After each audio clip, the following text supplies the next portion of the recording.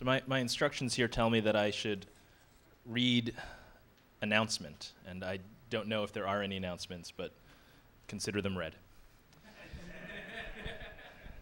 So my name is James Vazil. I work at the Software Freedom Law Center, which is a pro bono, non-profit law firm that does work for people who make free software. Basically, we do legal work for hackers for free because we love you. And because we do legal work for hackers, we're involved in all the issues that hackers think about, and we consider ourselves hackers and tinkerers ourselves. I mean, we hack legal systems. We all, of course, write code, and some of us are electronics geeks as well. But we think about a lot of the same issues that people who come to a conference like Hope think about. And one of those issues is freedom, privacy, anonymity in the online space. When you're acting online, data that is gathered about you and what happens with that data. And we've been thinking about this issue for a while now. My boss, Eben Moglin, gave a talk at the Internet Society in February where he talked about something called the Freedom Box, which is an idea that he had of an appliance, a little network appliance, a small computer. In his mind, it's a plug computer, like a Pogo plug or a Shiva plug or something, that you plug into the wall, and it intermediates between you and the internet. Sometimes it impersonates you on the internet. It does business for you on the network and affects your data as it passes between you and the outside world, all with the intention of protecting your control over your own data, over your own privacy, and over your own anonymity. So this talk is about the Freedom Box. I'm going to talk to you a little bit about, very little bit about why this is a good time for a device like this. I don't think that's a big case to make at a place like Hope. But I'm also going to talk a little bit about the specifics of what we think the box might contain. Now, his talk was sort of the first public throw this idea out there. He talked about the history of the architecture of the internet, of the replacement of peer computers with a server-client architecture and clients at the edge of the network without a lot of power and not doing a lot of computing, just consuming services, and how that process of centralizing processing also centralized data. And centralizing the data was what led to a lot of the privacy concerns that people have today. So he gave a historical background and said one way we can solve this is with something called the Freedom Box. And he didn't give a lot of detail about what that box might contain. I'm also not going to give a lot of detail about what that box might contain, but I'm going to try to take it one step forward. We are at a point right now where we're just trying to feel out what it is that this is going to do. And hopefully this talk, especially in this audience, will serve as an invitation to some of you to get involved in a project like this, to help us figure out how to build this thing, what to put on it, and how it's actually going to operate. We think most of the problems are solved problems, and the other problems are solvable problems in a short term. So that's where we're going with this conversation in the next 50 minutes. So the need for privacy, we would argue, is greater today. The need for a device like this is greater today than it has been in the past. And one of the reasons why that happens is because we walk around in the world and we have certain beliefs about our behavior. When we act in the world and we interact with each other and we interact with the world around us, we engage in behavior in public that we think is suitable to be in public. And in private, we engage in behavior that we think is suitable to be engaged in private. What we're increasingly learning is that on the network, there is less and less private. There's less and less private space. So more and more people are engaging in activity that they would consider to be private on public computers, computers that they don't own, computers that they don't control. And in that public space, their activity can be watched. And it happens in public, right? Things you do in public, people watching, that doesn't really raise a lot of eyebrows. But if we're going to increasingly do private things in these places that are observed, right? On Google's servers, on your Facebook page, even over your email. If you're going to increasingly do these things in these public spaces, you also have to realize that these public spaces are increasingly monitored. It used to be that you could do something stupid in a public space and probably no one would ever know because no one was ever watching. Certainly no one was ever recording. But now we know that everything we do is remembered forever. Everything we do now online there's an entry in a log, and that log never gets deleted. It doesn't have to. It only gets deleted when its useful life has disappeared. And who knows what the useful life of data is these days? It might be 6 months, it might be 6 years, it might be 20 years, depending on the data. So more and more of what we do online is recorded. And we live now, to the extent that we live in our digital world, in what might be described as a panopticon. Everything you do, somebody is watching, somebody is recording, because you are doing it on somebody else's server. We are at a point now where the density of information available to people who want to know about you is so high that they can infer all the little bits about you they don't know. And if you are a person who opts out of giving them your data, they can infer that you're the other guy who didn't give them the data. We have a guy at the Sought for Freedom Law Center. His name is Bradley Kuhn, and he has never, ever given anyone his social security number. Like, this is a number that he knows and his mother knows, and nobody else on the planet knows this number. When he signed up to work with us, he whispered the social security number to the Social Security Administration, and nobody else in the office has access to that. Our health insurer, which requires everyone to give social security numbers, he refused to give it to them. I mean, he has kept this number as locked down as you can keep it locked down.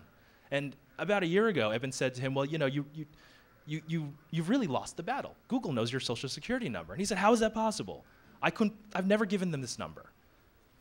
And Eben quite rightly pointed out that Google knows the social security number of everybody else who was born in Baltimore the year he was born. His social is the other one, right? And the gaps between data have grown so small that we can peer at them and see the outline of the missing piece and know what is in there. So those of you who are sitting in this room who are opting out of giving your data to centralized servers, to companies that are going to data mine everything that passes across the wire, you think you might be getting a certain amount of privacy, and you probably are, but you are getting less than you might otherwise get if all your friends weren't also giving up their data. So that's where we are now. We're in a world where even the people who want to hide, who want to opt out, increasingly have difficulty doing so. And the reason why we live in that world is because the data logging and the data processing and the data mining has gotten all pervasive. And as more information moves online, more activity moves online, the amount of data available is just going to increase. And when we reach the point where we're living more of our lives online, we're going to have less privacy even than we do now. Now, some people don't worry about how much privacy they have. Some people don't think about those things. They say, well, I never really give private information to these companies. I never tell them anything that I think is so bad. But it turns out that from relatively innocent data, we can find things about you that you would consider to be much more private than the innocent information you gave up. For example, there are students at MIT who, by scraping Facebook page data, were able to understand or make extremely accurate guesses as to the sexual orientation of other people on Facebook, just by looking at your social network. And to some people who might consider that private information, they never told Facebook their sexual orientation. They never announced this to anyone in the Facebook community, maybe not even to anyone in their offline world. To suddenly have that information discoverable, inferable from all the other data, that might be a scary topic. That might be a scary proposition. So we live in a world where the amount of data about you is increasing, and the things we think of as innocent information are not so innocent when you aggregate them.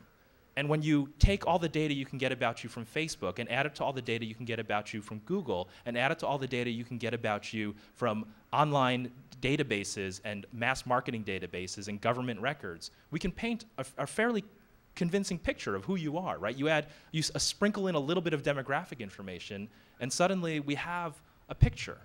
of who you are as a person. I mean, Google knows more about you than anyone else on the planet. Google knows if you're cheating on your spouse. Google knows your HIV status. I mean, Google knows if you're failing out of school. Google knows any secret you might have. Google has. So that's the landscape. The landscape is privacy is harder to achieve now than it ever has been. The things that we think of as things we can do in public, and it doesn't matter if anyone's watching, it turns out that those are betraying our privacy as well.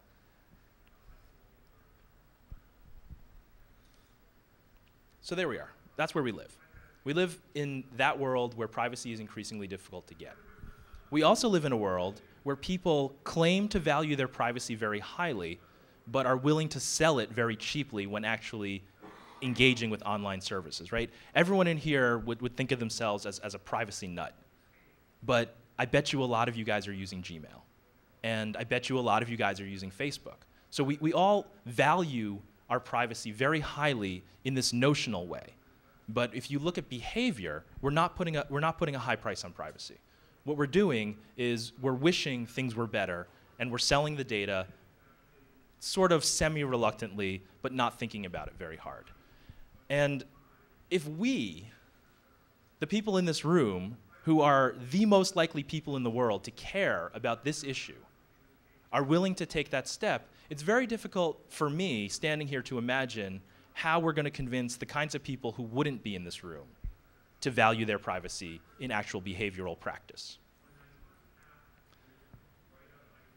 So we have to realize we can't protect all those people. Most privacy discussions start from the point of view of, well, how can we change society? How can we move the privacy environment so that we all get more privacy? And I would argue that that's the wrong approach. I would argue that at this point, that battle is lost, at least for now. What we should be asking is, how can we get privacy for ourselves in an environment that is extremely hostile to our own notions of privacy and anonymity? And so when I think about the Freedom Box, I think of it as a device that is not necessarily going to sweep the world off of Facebook. I think of it as a device that is going to allow you to decide, this is control of my data. And it won't necessarily control anyone else's data. It won't necessarily convince anyone else to do anything. But this box has that sort of limited scope, at least in my mind. And who knows what it'll actually look like in the end. But that's one thing that we have to consider. Okay, so that's my little spiel on privacy. That's sort of where I'm coming from on privacy. We live in an increasingly hostile world. What can we do to protect ourselves? Everyone else is lost. We can't save them. Run. So that's the privacy landscape. We need to now talk about, what does the box actually do to exist in that landscape? And we've got a guy at the Law Center, his name is Ian Sullivan, who loves buying gadgets. And every time, Engadget covers some small Linux ARM box, it ends up on his desk 3 days later. I'm not quite sure how he manages to get to the front of the line on that, but he does. And so we've got a bunch of these little gadgets, and we envision the Freedom Box as a plug computer with an ARM chip. That's the target architecture for now. You plug it into the wall. It is your router. It is your firewall. It decides what packets come in and what packets go out. But more importantly, it implements policy, as in, what packets are we going to encrypt? What packets are we going to send to certain people? If somebody requests information about you, who are we going to give it to? Are we going to give it to them? How much data are we going to give them, and in what form? So the box is not just a router. It's a router that is designed to have your privacy in mind. It is also a Tor exit node. It is also a VPN box, right? So people who happen to live in countries that stick them behind giant firewalls might be able to access the free internet by talking to your computer first. So this is a device not just for your freedom, not just for your privacy, but also to enhance the privacy and freedom environments of other people, to give anonymity to other people. And that's why we think it's important that includes something like a Tor exit node, like VPN software. And this software, we envision a stack, a freedom stack. at the bottom is this sort of networking stuff. Is the sort of thing that will just allow you to communicate with other people without worrying as much about privacy as you do now. Above that level is some sort of system layer, something that is going to send data, using these protocols. And that's going to start to look like an encrypted database, an authentication mechanism for deciding who can access stuff, for deciding that you are you, for being able to say, I am you, for being able to authenticate to other computers as your agent on the net. And this is infrastructure, generalizable infrastructure, that we would hope would get used for building applications that allow people to implement some of the services that we are currently using that steal our privacy instead as services that only log to this box, or better yet, don't log at all. And so by using these set of services, we're hoping you can build a set of applications to replace things like Twitter and Facebook and Flickr. And so if you want to use the private versions, the privacy-enhanced versions of these services, this box will serve the data for you, and most importantly, hold it and not give it to some other company that is going to then data mine it and sell it to other people. And the idea is that your data is safe because it never leaves your box. And your data is there locked up for only you to decide what to do with. So that's the box from top to bottom. It's a simple stack. It's a simple device that plugs into the wall. And above the application layer, you've got a bunch of protocols for moving data between applications, for moving data between boxes. And this is how the boxes get social, right? This is how, instead of centralizing your social networking in one website, your box is going to talk to other websites, to other boxes, and decide, okay, I've got an RSS feed of photos of my last party. You can have it because I know you and I trust you and you're in my network. But I'm only going to give it to you because those photos are private. Or it can decide, this is my blog. Anyone's allowed to read my blog, and it will serve that for you as well. So the simple idea of having user control over their own device is not a new idea. The new idea is putting it in an appliance that you plug into the wall and don't have to do a whole lot of configuration on. The new idea is to make it as turnkey as possible, and we're finally reaching the point where we don't even have to tell people, download this software and install it and configure it. We've reached the point where all we have to do is say to people, buy this piece of plastic, plug it into the wall, you're done. Maybe tell it your name. And then everything else is just standard application software. All this software already exists. We have Tor software. We have people trying to write the system level. And we have people hacking on the application layer. So that's the basic idea behind the three pieces of the box.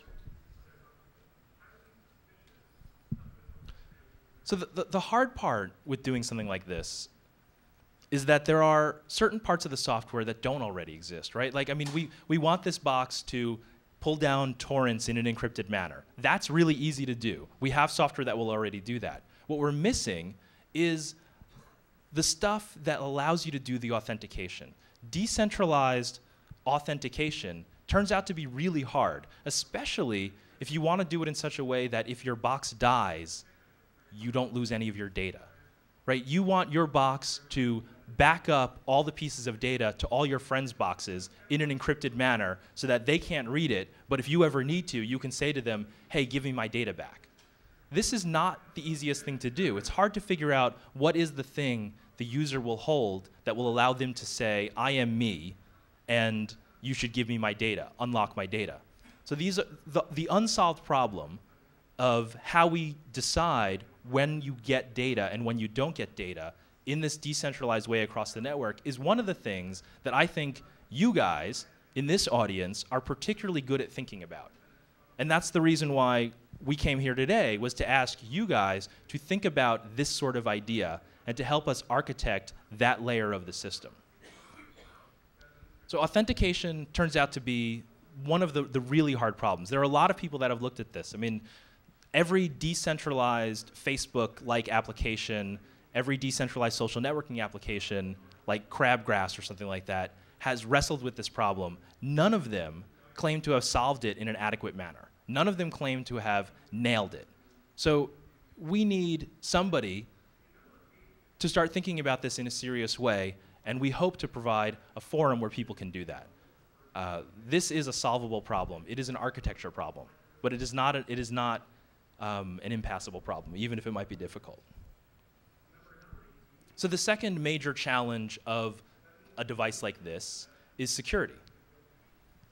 Obviously, we're building a box that is going to hold all your data, and everyone's going to have the same box. It's going to be maybe an enticing target, I don't know. Somebody's going to want to crack on this box. Somebody's going to want to knock on its door. And not only do we need to make sure that when we ship it, it's got the latest and best security we can find, we need to make sure that the thing updates properly.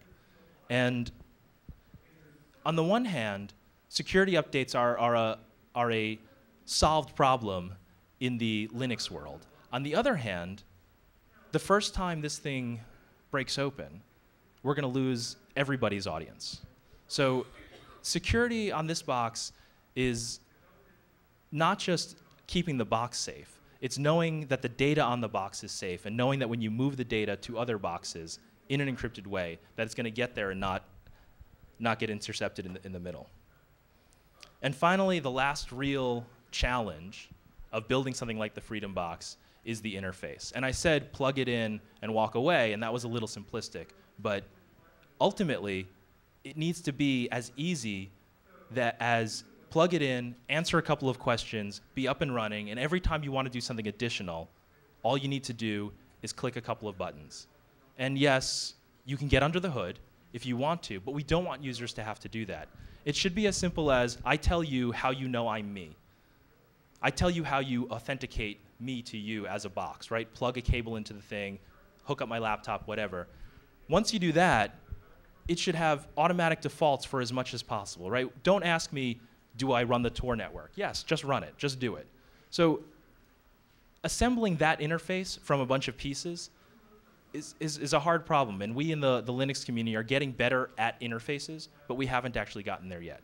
So those, I think, are the three major areas where we need help actually making this box happen. We need a high-level view of what it's going to do, and then we need to start drilling down on these three hard problems. And ultimately, this box, it's just a Linux distribution. All this box is one variant of Debian, probably. It's got a target architecture, it's got a target format, but theoretically it could run on anything. It could run on your old laptop. It could run on any box that you have that you want to use for this purpose. So that's the Freedom Box in a nutshell. It's a box that is designed just for this one purpose, managing a little bit of your personal data and not giving it away, letting you keep the data in your own apartment without anyone else seeing it unless you want them to see it. I will take questions. Yes?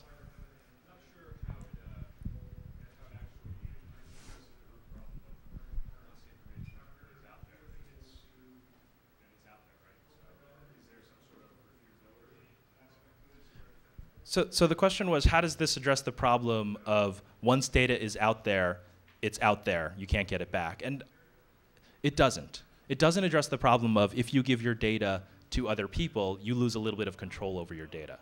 What it does do is it gives you control over who you give the data to. So if you only give the data to people you trust, to your friends, that's a private conversation, right? We have private conversations with people all the time. And they can repeat the things we say. They can forward our emails. They can gossip about us. There is a certain level of risk and trust involved in any interaction we have with any other people. The problem right now is we have interactions with individuals that happen at a certain expectation of trust, but the whole conversation is listened to by outside parties who have no respect for the trust. So once you eliminate those other third parties, your data is going to go as far as that person will take it, and you're left with just about as much privacy as you have in the offline world. If you share your data, you've shared your data. The question is, who are you sharing it with? And that's what this box is designed to protect. Make sense? Anybody else? Yes, the gentleman in the back.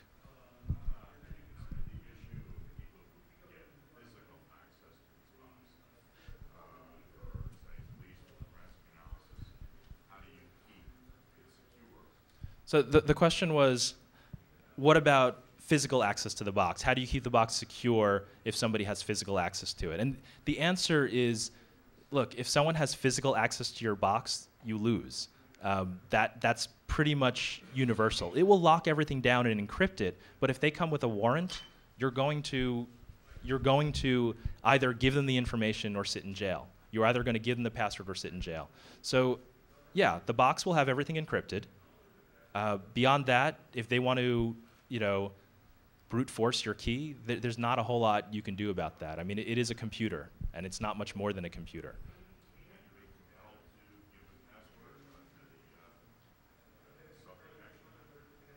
The question is, can you be compelled to give a password? And the answer is, people have been compelled to give passwords in certain instances. We all read about the case of the system administrator in San Francisco who sat in jail because he wouldn't cough up the passwords to the local city network. So yeah, that is a thing that could happen if somebody knocks on your door. But that's no different than any other risk you run by keeping data on a computer. Sure. This is something I've been thinking about as well for quite a while now. One question that I've got is, as we learned yesterday from Steve Raman, all databases will eventually be used for unintended purposes. Seems to me like we're really just putting all this information in like one spot. I mean, well, it's already distributed. How else can this be used against us? Well, I mean, no one can use the data against you unless they have it. The idea is that if you keep control of the data, and you don't have to keep much, right? I mean, the thing is we're not going to intend for end users to do a whole lot of maintenance on it. So it's not going to keep a whole lot of logs. So it's going to keep just enough data to do the job it's designed to do. And if you delete something, it will really be gone. Beyond that, if you're going to keep records, you're going to keep records. And yes, putting them all in one place, like I said, makes it an attractive target, but that's why we need security on the box. It is much better to have the data on your box and vulnerable to hypothetical threats than already in the hands of people who don't like you, which is where we are now. Yes, sir. I agree completely that it is definitely better to have it in our hand. Then doesn't it also create another type of target, one of physical theft, right? Then suddenly, something like this becomes ubiquitous. Then when thieves enter a home, what are they going to look for? Something that's potentially extremely valuable because it's got all of your keys and everything you ever need to steal your whole life. Right? Sure. That is absolutely true. That the box itself as a physical object would be valuable to anyone who has the ability to break the encryption on it. And frankly, if people have the ability to break our strongest encryption, we've already lost. People can take the box. Your average home burglar, if he has some giant, massive array of computers to brute force your key or some magic quantum technology, I don't know why he's robbing your apartment, but I mean, maybe it's his hobby. I mean, you could see Richard Feynman doing something like this, right? Yes, sir. My apologies if I zoned out the crucial part. So does this, for the average user, if they fire up their web browser and they start giving away all information on Facebook, is it going to stop them from doing that, or how does it prevent that? I mean, I don't think that we're going to pop up messages that say, warning, you are about to tell Facebook something you shouldn't tell them. Rather, people who buy this device are already interested in privacy. And so it will be perhaps a tool for configuring Facebook to give you the best privacy within that environment. It'll perhaps have a competitor to Facebook, maybe one that's interactive with Facebook, so that you can participate in the Facebook community to a certain degree without giving them all of your data.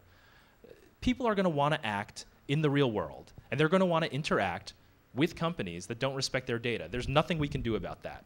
If you want to go do that, there's only so much protection we can give you. And we want to serve people along wherever on the spectrum they might want to be.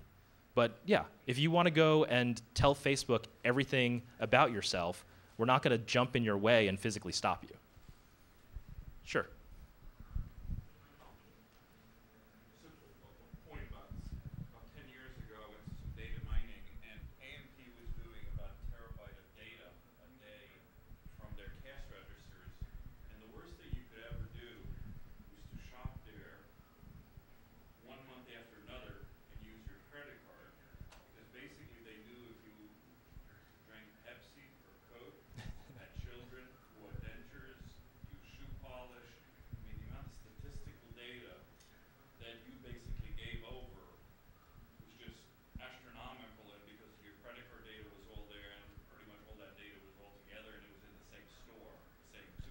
Sure. I mean, But my question to you is going back to your point about Google having your social security. Is it possible, do you think, as one of the prerequisites for your box, which I think is a great idea, I think it's long overdue, to basically say to Google, you have my social security number, give it back. well, I mean, Or to anybody for that matter. the box isn't going to do that. I mean, the box is not a lawyer. Criteria for getting, what has been given out by whatever methods. Mm-hmm. I mean, certain well-intentioned organizations may look at it upon themselves and say, no, we can't keep this, it just doesn't politically work. Can you, or do you feel that it's part of your effort to basically get back what is quite valuable and important? So the question was, the box is designed to protect privacy, but a lot of your data is already out there. How do you get it back? And the answer is you can't. I mean, to the extent that data is out there, it is very difficult to retract. The idea is not to give new data. And maybe some of us who have already given up our social security numbers, I mean, social security numbers are never going to be private again, and this box isn't going to change that specific problem, I don't think. Yes? So rather than trying to just pull back your data despite the fact that you've already leaked a fair amount of it, I mean, we all have, why not just focus on pushing out as much garbage as you can to obfuscate your real data? Yeah, I mean, whether the box will or will not contain, software to make spurious Google searches, I think is an open question. It's something that will get decided at a much later date than we are now. I mean, right now, these are all good ideas. I don't know how many of them will actually stick to the wall. But yeah, it's definitely a good idea. Yes, sir. Pardon me if you addressed this, I came in late. You said it's basically a Linux distribution. I'm wondering why you're going with Linux rather than OpenBSD, which seems to be really paranoid about security and about remote root exploits.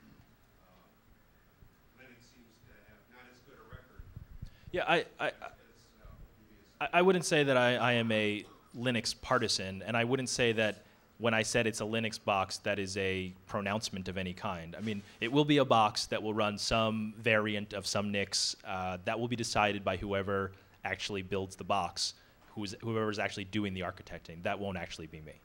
So yeah, if OpenBSD turns out to be the thing that they decide to use, I don't see any reason why it couldn't be used. There's a gentleman in the back who's been waiting for a while. Continue with the social security number example. Sure. Let's say, for example, that a company needs to validate your identity with your social security number, but you don't want to give them your actual data. So what they can do is use cryptography to send them something unique, kind of a shared secret between you and the other company. Maybe that company could then use that cryptographic code, go to the government, and verify that yes, it is indeed a valid social security number. In this situation, though, both you and the company would have to agree on a particular scheme. I was wondering if you know of any incentives for companies, particularly merchants that we use every day, to hold on to just kind of random blobs of data. There's value in them having a lot of personal data, and there's an interest in it for them, not for me. But what's their interest to respect our privacy by just holding on to cryptographic blobs? Yeah, I don't know that. So the question was, companies right now take a lot of your data. How can we convince them to, instead of taking our data, to hold cryptographic blobs for the purpose of identifying us? And I don't know that we can convince them. I mean, the box is not designed to convince companies to act against their interests. If you get enough people together who decide that using the box is great, and don't get me wrong, I hope that everyone will plug one into their wall, but a lot of people won't, because they can barely plug their computers into their wall. But maybe everybody knows somebody that they trust enough to run their plug for them. And maybe some of these plugs will be multi-user, and maybe some of them will serve a lot of people. And if you get aggregation of enough people together who are using this technology as a default, then the ability to adjust the technology on the box adjusts people's adjust the way people interact with the wider net and the way they interact with other services on the net. And once you can aggregate that sort of power, you have an ability to have real conversations with companies about what their incentives really might be. Do they actually want to serve this population? Do they actually want to allow these people to use their services and take money from them? If they do, they might be willing to talk to us about what the limits of that data mining are. Yes, sir.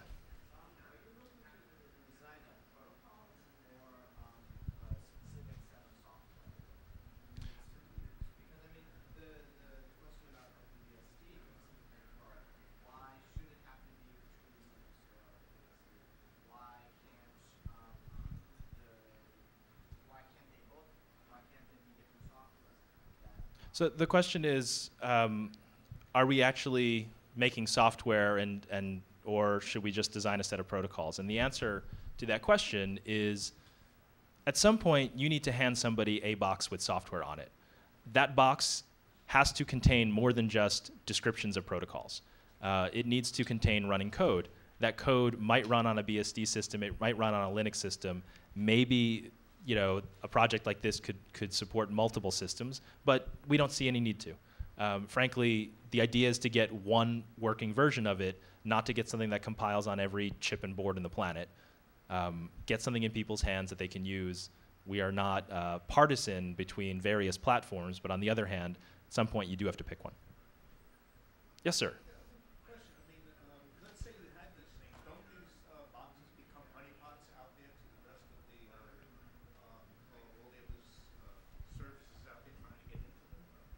I agree that the boxes are attractive targets for people looking to break in and take data, and that is why security is important. And the other thing, I'm just thinking of this in line of what happened with a company called Magic Boxes a couple of years ago, Jim Gordon, where he was looking at authorization codes going to and from various cable boxes, where he would change some into good codes, some into bad codes.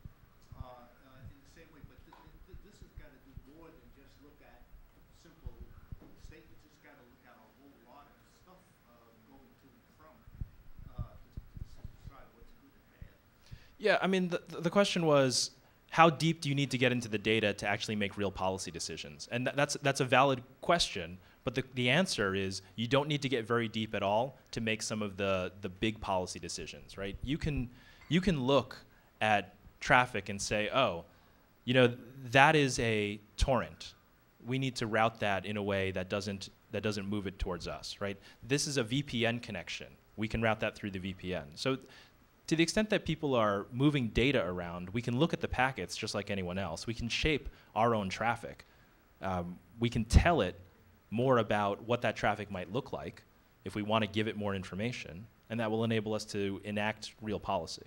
So you don't actually need to read every packet that goes by. You can gather data from the context of each packet. Yes? Can you talk a little bit about the personal legal liability of running these proxies and Tor exit nodes? The question was, what about personal legal liability for running Tor exit nodes and what else? And open proxies. So, I'm not going to claim to be an expert in the legalities of running Tor exit nodes. If you really want that answer, you should talk to Wendy Seltzer. But her opinion is that, at least when I've talked to her, is that there isn't a whole lot of legal risk, and if you are worried about the legal risk, you can still run a Tor node that is not an exit node if you think that's a problem. That's the short answer. I could not give you specifics, not having looked into it specifically myself. This is something that's inherent in this project. Yes. Yes, absolutely. The gentleman in the back. It sounds like you're imagining that the box would be encrypted to some password or passphrase owned by the sort of naive end user who you're giving the box to. Do you have any thoughts on dealing with the problem that you really sort of can't trust users with passwords that you pitch they're getting in their phone? Yeah, the question is, what happens if the user gives up the password, or even more importantly, what happens if the user forgets the password? I think those are both hard problems. When I talked earlier about authentication being difficult, that was the kind of thing I'm talking about. No one has really solved this problem well. And one of the reasons why is that no one has solved the problem of the untrustworthy user. We don't know what that solution is going to look like. I have some ideas, but I don't think any of them are very good. If you have better ideas, I would really like to hear them.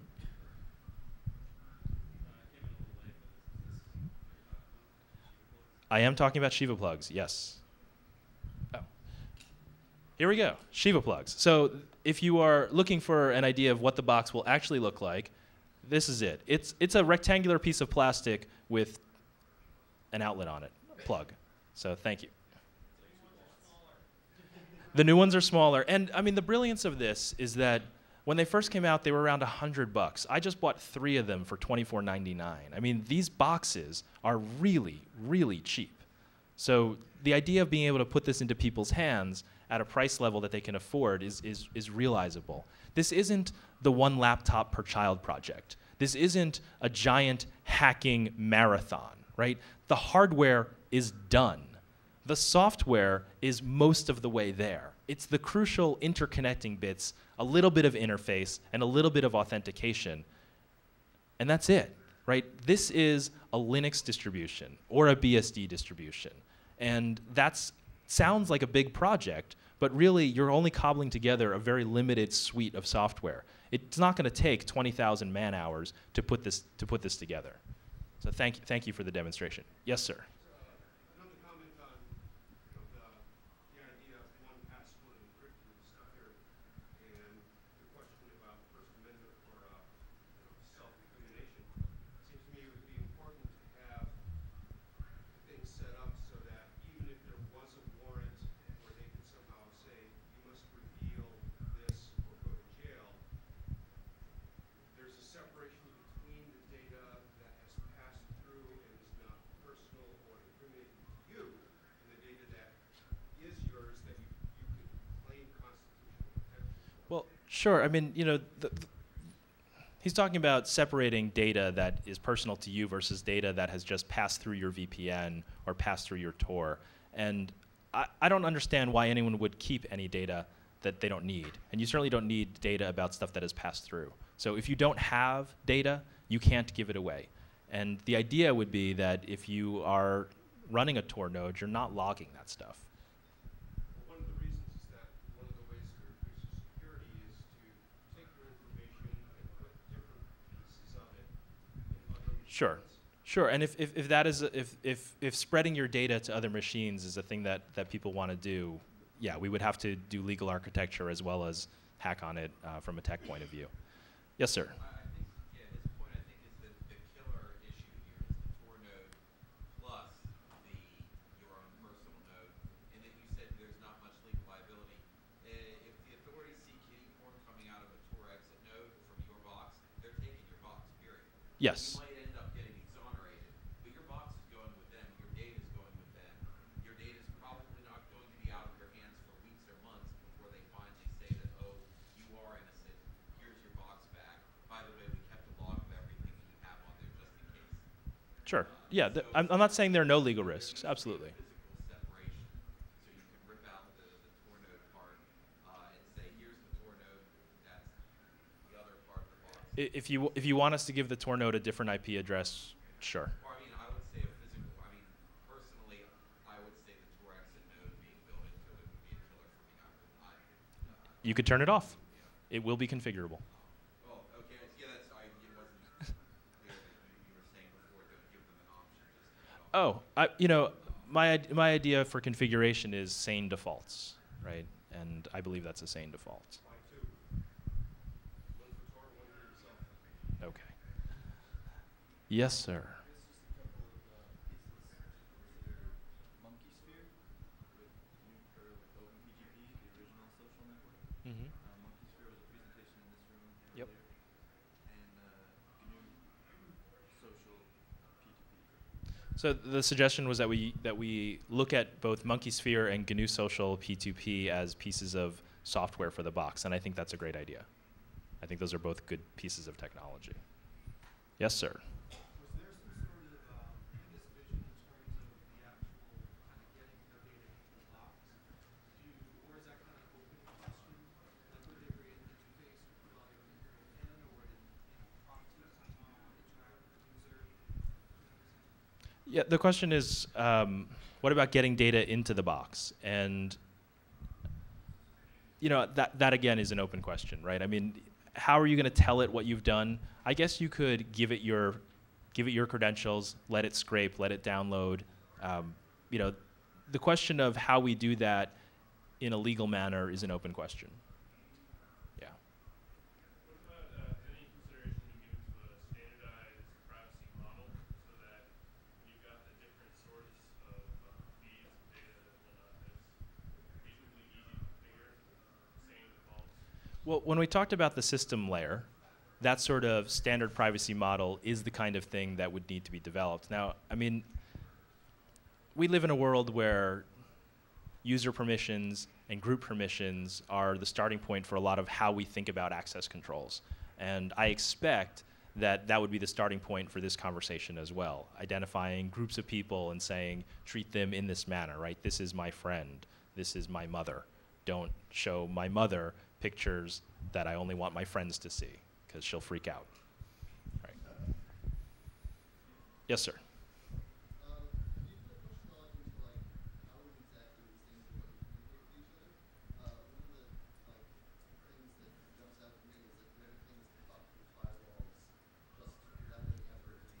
Well, the idea is that this box is your firewall. Obviously, if you plug it in at work, you might have a different problem. There are ways to bounce information off of computers that aren't firewalled, and anyone who has done any work in the torrent world is aware of that kind of stuff. But yeah, I think punching holes in firewalls is a thing we as a community have gotten really good at quite recently. For the most part, though, we really hope the box is your firewall. And in any conversation between two people, we think there's a high likelihood that one of those people is not behind a firewall. Yes, sir. If you want to receive email, you have to give somebody in the internet some kind of information on how you are to be reached. That leads to your name and location, doesn't it? Sure. I mean, the question was, how can you receive email or contact if you never tell anyone where you are, if you're always hiding? And the answer starts with dynamic DNS, so people can find you. And the back end of that answer is some form of encryption so that people can write to you without other people listening. Now, that's privacy. If you want anonymity, you're going to have to start routing things through something like an onion network. And there are ways to route things through anonymizing paths to get to you. You can even do something that looks a lot like email in that context. I don't know that this box is going to do that right off the bat, but it is something that we would certainly hope to see happen at some point. Any other questions? Yes, sir. Yes. Well, I mean, we're not going to sit down and write the Facebook clone. We're really hoping the diaspora guys succeed in a way that makes it a lot of that technology reusable in the sense. In the same way that we're not going to write an onion router, we're going to use Tor. If there is off-the-shelf solutions that work, we would really like to use them. We really believe that by creating a network of decentralized servers where everyone can have their server back instead of being a client in the system, that people will start to write applications that use that new/old network architecture. And yeah, Diaspora is definitely a project that we have our eye on.